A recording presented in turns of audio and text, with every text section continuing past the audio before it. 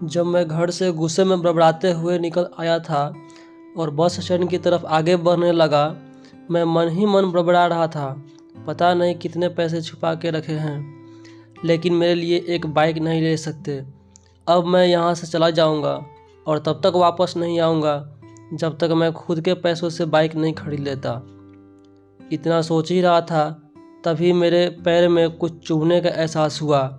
नीचे देखा तो समझ आया कि जल्दबाजी में पापा के जूते पहन आया हूँ।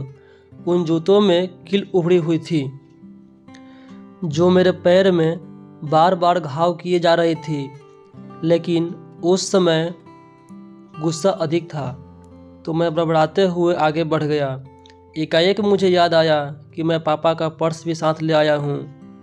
मेरे खुरपाती दिमाग में एक ख्याल आया, क्यों न आज पापा का पर्स चेक किया जाए, जिसे आज तक उन्होंने किसी को हाथ तक नहीं लगाने दिया था। पता नहीं कौन सा खजाना छुपा है इस पर्स में, जो किसी को हाथ नहीं लगाने देते थे। जब मैंने पापा का वह पुराना पर्स खोलकर देखा तो उसमें पैसे तो नहीं मिले, लेकिन पैसों की जगह पर एक डायरी रखी हुई थी। तो मैंने सोचा, ओह, तो खजाना यहाँ छिपा रखा है। मैं समझ रहा था कि यहाँ पापा ने लिखा होगा कि किससे कितने पैसे लेने हैं और किसको कितने पैसे दिए हैं, लेकिन मैं गलत था।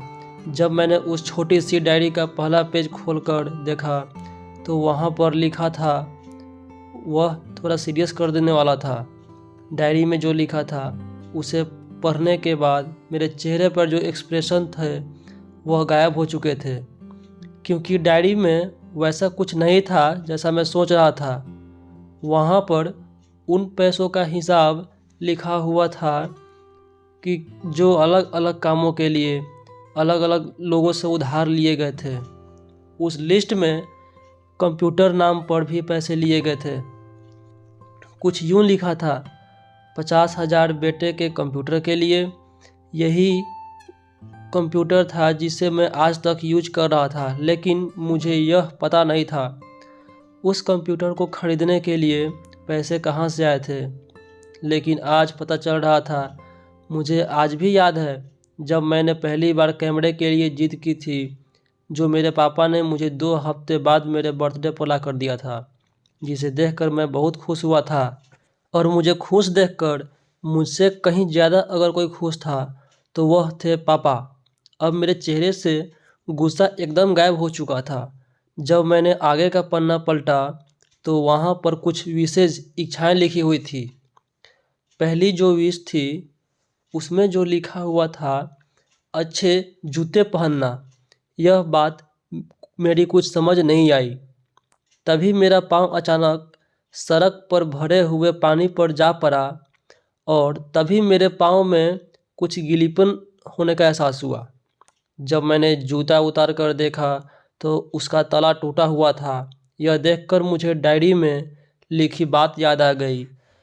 तभी मुझे माँ पापा की कही बातें भी याद आ रही थी कि कैसे माँ जब कहा करती थी पापा से, अब तो जूते पुराने हो गए, नए ले लीजिए, तो पापा अक्सर यह कहकर टाल दिया करते थे, जूते अभी और चलेंगे। कुछ दिन पहले तो लिए थे। मुझे आज समझ आ रहा था कि कितने दिन और चलेंगे। साथ ही यह भी समझ आ रहा था कि पापा पर्स क्यों छुपा कर रखते थे। तभी उस डायरी को पढ़ते हुए बस स्टैंड पर पड़ी बेंच पर आकर बैठ गया। अब उस डायरी का आखिरी पन्ना बचा हुआ था। उस पन्ने को जब मैंने पलट कर देखा तो वहाँ कल की डेट लिखी हुई थी। तारीख के नीचे लिखा हुआ था 50,000 रुपये बाइक के लिए। बस इतना पढ़ा और दिमाग सन्न रह गया। अब मेरे मन में कोई शिकवा गिला नहीं बचा था, बस मेरी आंखों से आंसू चले जा रहे थे। मुझे आज तक नहीं पता चला कि मैं क्यों रोए जा रहा था। अब मैं जल्दी से घर की तरफ भागा। पाँव में अब तक घाव बनाने में कामयाब हो चुकी थी। मैंने जूतों की रास्ते में फेंक दिया और भागते लड़खड़ाते हुए घर जा पहुंचा। लेकिन पापा घर पर नहीं थे। मैं समझ गया वह कहाँ थे। मैं सीधा पास वाली बाइक एजेंसी की तरफ भागा। पता नहीं आज कहाँ से इतनी ताकत आ गई थी कि मैं भागते हुए थक नहीं रहा था, और वह भी बिना जूतों के नंगे पैर। जैसे तैसे मैं बाइक एजेंसी पर पहुंचा। पापा वहीं थे। मैंने पापा को दौड़कर गले लगा लिया और मेरी आंखों से आंसू रुकने का नाम ही नहीं ले रहे थे। पापा समझ नहीं पा रहे थे आखिर हो क्या रहा है, मैं क्यों रो रहा हूँ। मैंने पापा से कहा, पापा मुझे मोटरसाइकिल नहीं चाहिए, आप अपने लिए जूते ले लीजिए।